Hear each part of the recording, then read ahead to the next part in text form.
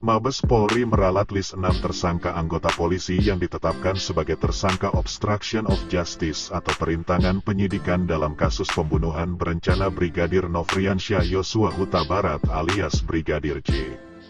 Kadif Humas Polri Irjen Dedi Prasetyo memastikan ada 6 anggota kepolisian yang telah menjadi tersangka penghalangan penyidikan kasus Brigadir J. Namun, ke-6 tersangka tersebut masih belum termasuk mantan Kadif Propam Polri Irjen Verdi Sambo. Adapun 6 tersangka obstruction of justice itu adalah ex-Karo Paminal Propam Brigjen Hendra Kurniawan, mantan Kaden Aro Paminal Div Propam Polri Kombes Agus Nurpatria, dan mantan Wakaden Bero Paminal Div Propam Polri AKBP Arif Rahman. Selain itu terdapat mantan Kasubag Riksa Bangga Etika Rowaprof Div Propam Polri Kompol Baikuni, Kasubag Gaudit Baga Ketika Rowaprof Divisi Propam Polri Kompol Cak Putranto, dan Kasubnit I Subdit 3 Dittipidum Bareskrim Polri AKP Irfan Widianto.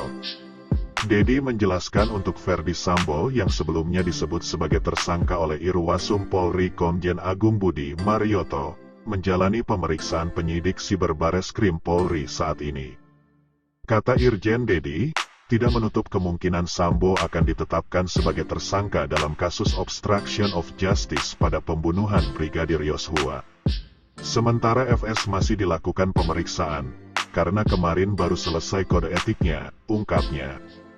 Sebelumnya, Direktur Tindak Pidana Siber, Dittipid Siber, Bareskrim Polri Brigjen Asep Edi Suheri mengatakan ancaman yang dapat dipersangkakan terhadap personel yang terbukti menghalangi penyidikan atau obstruction of justice lumayan tinggi. Mereka bisa dikenakan Undang-Undang Informasi dan Transaksi Elektronik, UU ITE, Pasal 32 dan 33. Pasal yang dipersangkakan adalah Pasal 32 dan Pasal 33 UU ITE. Ini ancamannya lumayan tinggi, dan juga Pasal 221, 223 KUHP, dan 55 Pasal 56 KUHP, ungkap Asep dalam konferensi pers.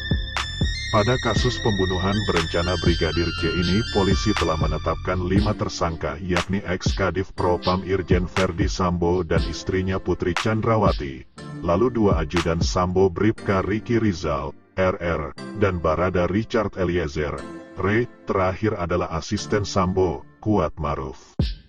Para tersangka dijerat dengan Pasal 340 subsidiar Pasal 338 KUHP Junto Pasal 55 KUHP Junto Pasal 56 KUHP. 4 tersangka sudah ditahan, sementara Putri masih menunggu pemeriksaan lebih lanjut.